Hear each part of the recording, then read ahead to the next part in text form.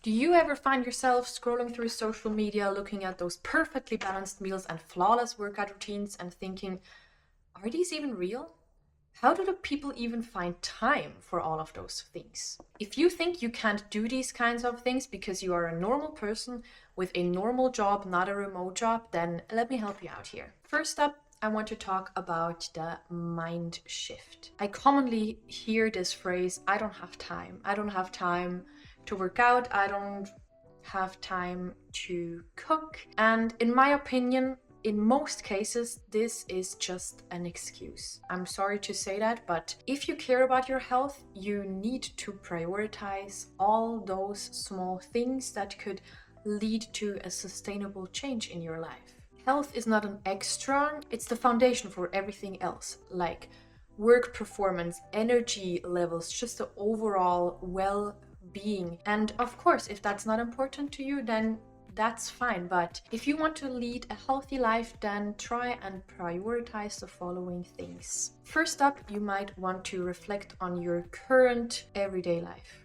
Reflect on where do you spend a lot of time, where could you maybe save some time, where could you make some room for healthy habits. The first and, in my opinion, most important thing for a healthy life, even as a person with a full-time job, is finding the opportunities throughout your day for movement. So I'm talking about walking or cycling to work. For me personally, when I was looking for a new job, an apartment, that was one of the priorities. It has to be close enough so that I could cycle to work.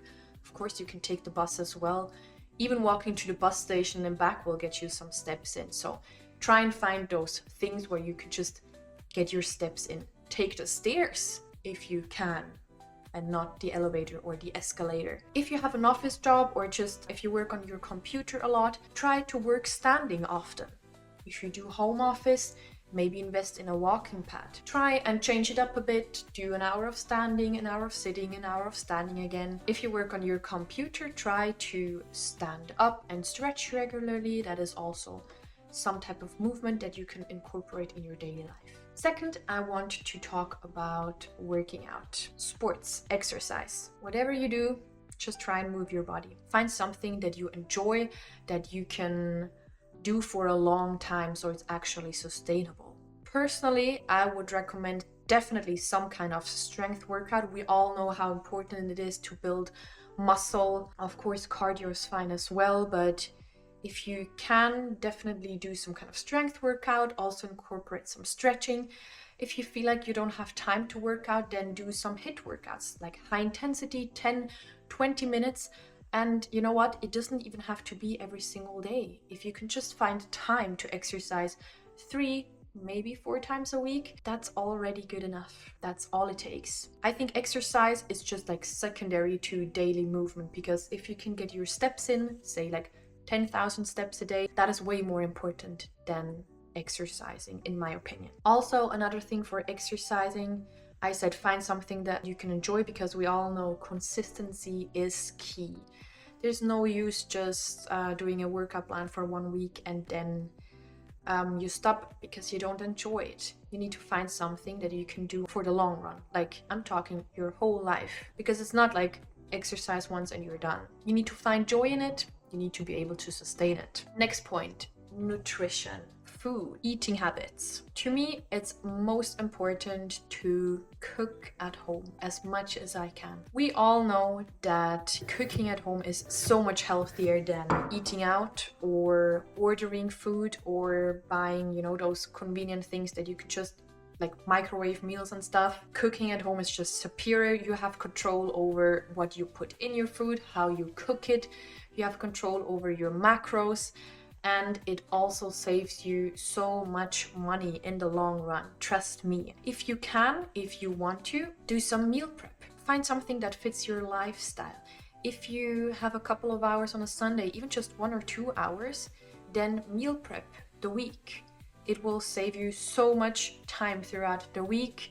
You will have healthy meals ready to go, healthy, balanced meals. If you live with a partner or in a shared apartment, take turns cooking. If you can somehow divide like the days, each person cooks like once or twice a week in the evening, that's even better. Then you can cook fresh, you can take turns. If you cook in the evening, try to meal prep just lunch for the next day. That's what I do.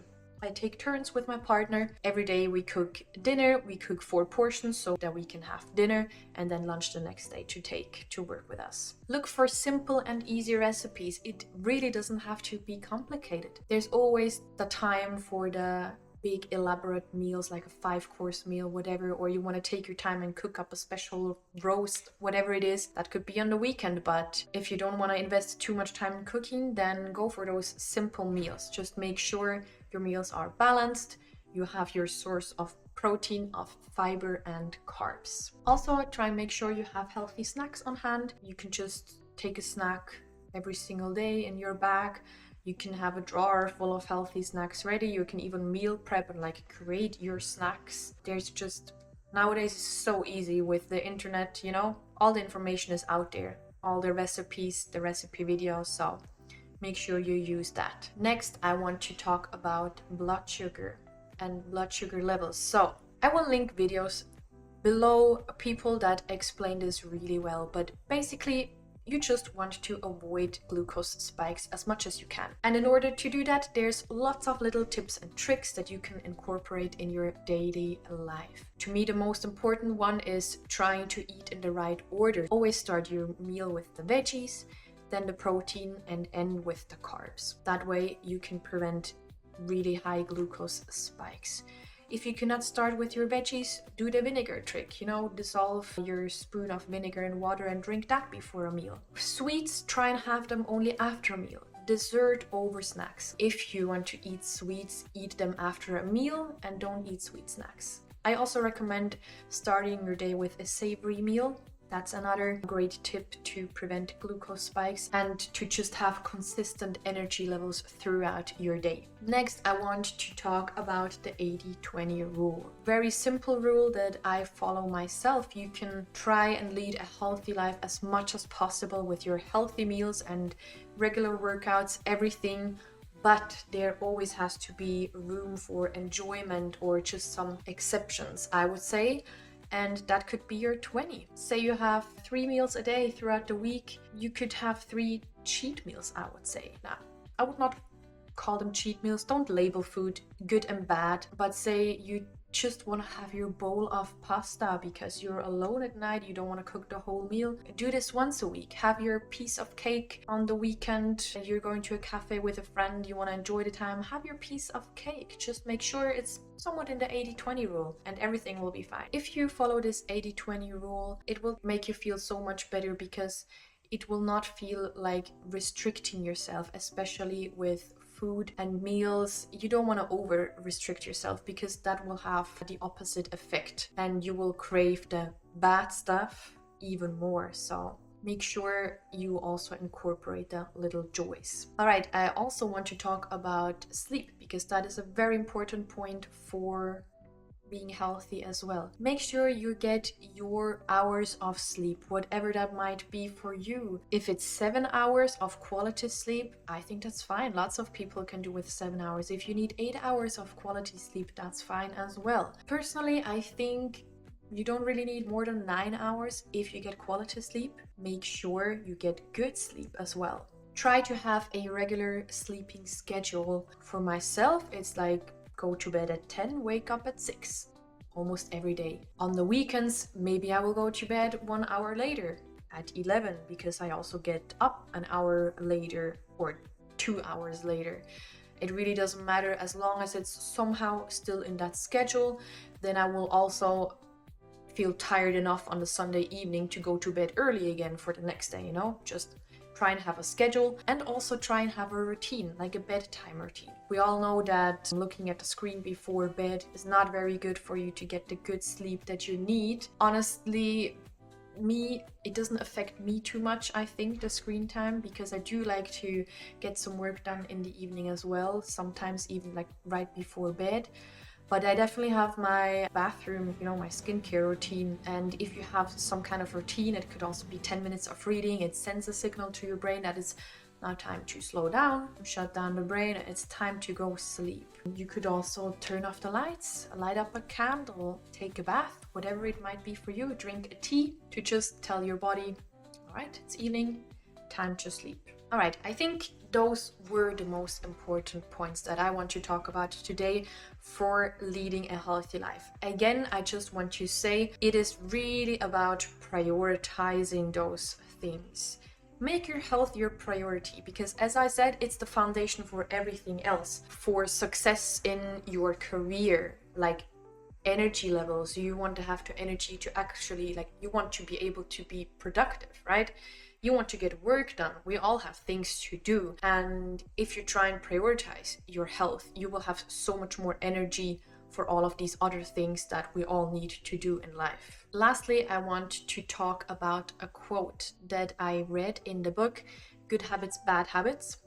I do have to say, I read this book, I went through it really quickly because that is exactly my thing. You know, I'm all about routines. I thrive off of routines. And the quote is basically, the more of the details of our daily life we can hand over to the effortless custody of automatism, the more our higher powers of mind will be set free for their own proper work. This is a quote by William James. So basically, I need to go over my notes again for this one. So I think what this is talking about is mostly that if you have your routines, like daily routines, weekly routines, and it's just your body does it automatically, then your brain will have the energy to do all of this other work that we want to do, you know, like the creative stuff and the stuff that requires a bit more energy. And why is this quote important for living a healthy life? It's basically just get into the habit of doing all of these things, like the meal prep, like the exercise, the daily walks, whatever it might be. If you don't have to think about it too much, then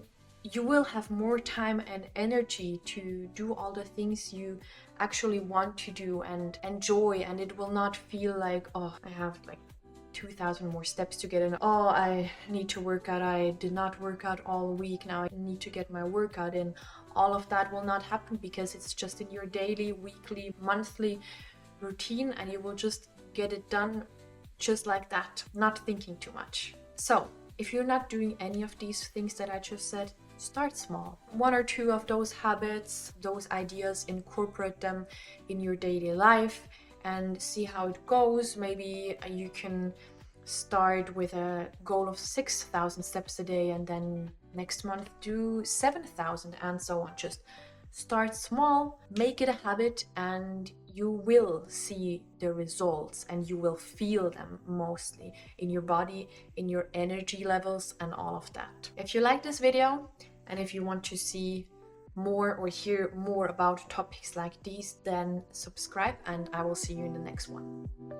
Bye.